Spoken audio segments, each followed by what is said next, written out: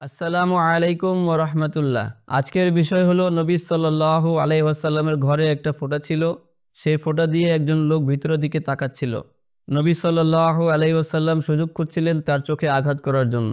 এই সম্পর্কে দলিল হলো আনাস ইবনু মালিক রাদিয়াল্লাহু তাআলা আনহু হতে বর্ণিত যে এক লোক নবী সাল্লাল্লাহু আলাইহি ওয়াসাল্লাম এর কোনো এক হুজরার ভিতরে তাকালো। তখন তিনি তাকে দেখে একটি তীরের ফলক অথবা বর্ণনাকারীর সংশয় কয়েকটি ফলক নিয়ে দাঁড়ালেন। আমি যেন এখনো ওই দৃশ্য দেখছি যে রাসূলুল্লাহ সাল্লাল্লাহু আলাইহি ওয়াসাল্লাম তাকে খোঁচা দেওয়ার উদ্দেশ্যে সুযোগ সন্ধান করছেন। এই হাদিসটি হলো সহিহ মুসলিমের 42-এর 2157 নম্বর। হাদিসটি আরো রয়েছে সহিহ মুসলিম হাদিস একাডেমি 5534, সহিহ মুসলিম ইসলামিক ফাউন্ডেশন 5456, সহিহ মুসলিম দারুস সালাম উর্দু 5641। হাদিসটি আরো অন্যান্য কিতাবেও রয়েছে, যেমন সহিহ বুখারী 6242, 6889, 6900, সহিহ বুখারী ইসলামিক ফাউন্ডেশন 5808, 6422, 6433, সুনান আবু দাউদ 5171, সুনান আবু দাউদ ইসলামিক ফাউন্ডেশন 5081, সুনান নাসাই 4858, সুনান নাসাই ইসলামিক ফাউন্ডেশন 4858, সুনান নাসাই দারুল উলুম উর্দু 4862।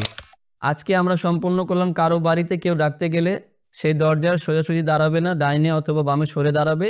এই সম্পর্কে নবী সাল্লাল্লাহু আলাইহি সাল্লাম নিজের আমলেও আমরা দেখিয়েছি এর আগে ভিডিওতে।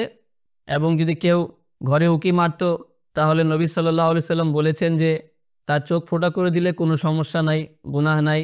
এবং নবী সাল্লাল্লাহু আলাইহি সাল্লাম নিজেই ওনার ঘরে একজন উকি মারছিলেন, তিনি তার চোখে আঘাত করার জন্য সুযোগ খুঁজছিলেন। তবে এইসব আইন ইসলামিক আইন এবং এই বিষয়গুলো ইসলামিক শরিয়াতে চলে। ইসলামিক শরিয়াতেও কোনো গুনাহের কাজ না, কিন্তু বর্তমানে সমস্যা হলো ইসলামিক আইন কায়েম নেই। যখন এটা হবে ইনশাআল্লাহ এই আইনটাই থাকবে, তবে আল্লাহর আইনে এটাই আছে, এখনো এটা পরিবর্তন করা হয়নি, হবেও না। আসসালামু আলাইকুম ওয়া রাহমাতুল্লাহ।